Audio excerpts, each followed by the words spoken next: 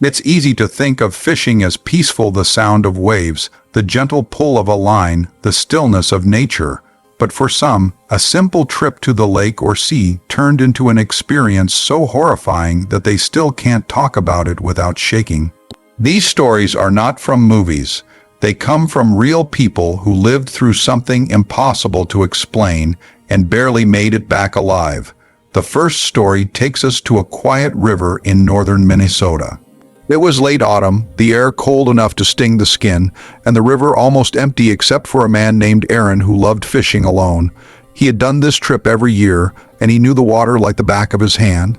That day, he had parked his truck near a dirt trail, hiked down with his tackle box and rod, and set up at his favorite spot, a curve in the river where the water deepened and the current slowed. It was peaceful, quiet, and still. As he sat there, Aaron noticed something strange. The woods behind him had gone silent, no wind, no birds, just nothing. At first, he thought maybe it was the chill of the evening settling in, but then he heard something, a splash.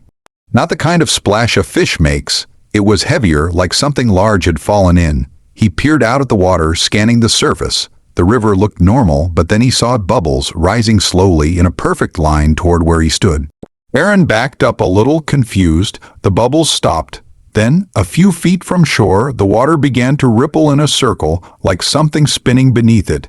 He thought it might be a big catfish, maybe even a beaver, but when he shined his flashlight down, the light hit something pale. It wasn't a fish. It was the top of a head human, looking bald, smooth, and motionless. His stomach dropped. The head sank before he could even process what he'd seen. He packed up in seconds, his hands trembling, but before he could leave, something brushed his boot wet, cold, and heavy. He jumped back, shining the light again, and there it was, a hand, gray and bloated, gripping the edge of the riverbank. Then another. Slowly, a figure began to pull itself up. Aaron screamed and ran, not even looking back until he reached his truck. When he did, he saw something standing on the opposite bank, barely visible in the mist, tall, dripping, and still watching him. He drove away shaking, and when he came back the next day with police, they found drag marks near the bank and a torn piece of fabric stuck in the mud, something that looked like an old sleeve, frayed and rotten.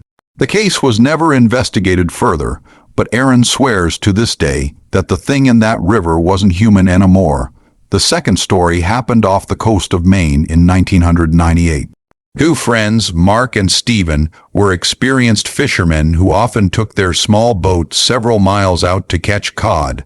They left before dawn one morning when the fog was thick and heavy. It wasn't unusual for that time of year. But as they drifted farther out, the fog became so dense that they could barely see the water around them. Still, they decided to fish. Hours passed and they caught nothing. The sea was too quiet. Then suddenly, Stephen's line went tight. He grinned, thinking it was finally a big catch, but when he tried to reel it in, it didn't move. It was like he'd hooked a rock. He pulled harder, and the line began to rise, slowly, as if something enormous was lifting toward the surface. Mark leaned over the side to help, but what came up wasn't a fish. It was a piece of wood, blackened and waterlogged, carved with strange symbols. Stephen joked nervously that maybe they'd hooked someone's old shrine, but the moment the wood hit the deck, the air around them changed. The smell of salt grew sharp, metallic, almost like blood. The fog seemed to move closer, circling the boat. Mark said it felt like they weren't alone anymore. Both men heard faint splashing coming from every direction, but they couldn't see anything. Then came the whispering, low, wet voices speaking words they couldn't understand. Stephen panicked and threw the carved wood back into the ocean, but the whispering grew louder. They heard banging underneath the boat, like fists pounding the hull from below. The sound circled them, faster and faster. Mark started the engine, but it sputtered and died. He tried again, nothing. The whispering turned to screams, echoing all around them. Then something hit the boat so hard it nearly tipped. Both men clung to the sides as a dark shape passed under them, massive and serpentine. Stephen grabbed a flare gun and fired into the water, and for a split second, they saw it.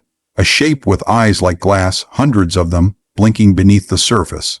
The engine finally caught, and they sped back through the fog, not speaking a word until they reached shore. When they looked back, the fog seemed to stay offshore, unmoving, like it was watching. They never fished again. Later, when Mark tried to describe what they saw to locals, an old fisherman just nodded and said, "You went too far. The sea keeps what's hers." The third and final story takes us to a lake in British Columbia. It's a deep lake, over 800 feet in some parts, surrounded by forest so thick that even locals avoid it after dark. In 2004, a group of 4 campers, 2 couples, decided to spend a long weekend there. They had heard rumors about the lake, that divers went missing there, that sometimes at night you could hear things moving in the water even when the surface was calm. But they didn't believe in that kind of stuff. Their first night was normal. They built a fire, shared drinks, and went to sleep near their tents. But on the second night, things changed. Around midnight, one of them, Claire, woke up to what sounded like someone walking near the shoreline. She figured it was her boyfriend, maybe getting more firewood. But when she peeked out of the tent, she saw him sleeping next to her. The footsteps stopped. She listened for a while, nothing.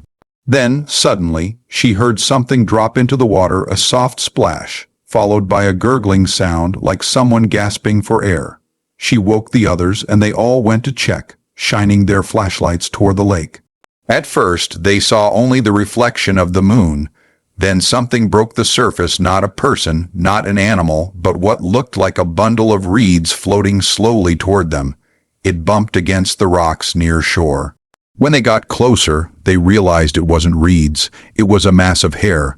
Long, black, tangled hair wrapped around something pale. They froze. Then the hair moved, it unfurled, spreading across the water like it was alive. Something underneath it rose up, something with hollow sockets where eyes should be.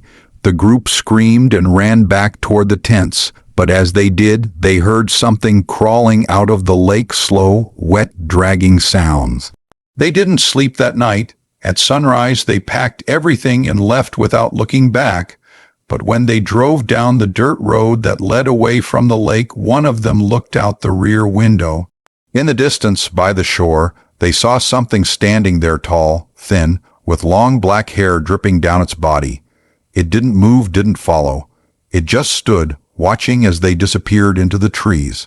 A few weeks later, a local search and rescue team found one of their abandoned camping chairs half submerged in the lake. The fabric had been torn clean through like by cloth. When they mentioned what they saw to a ranger, he told them quietly, "You're not the first. That lake doesn't like to be disturbed." These stories remind us that nature has its own rules, and sometimes it punishes those who forget them.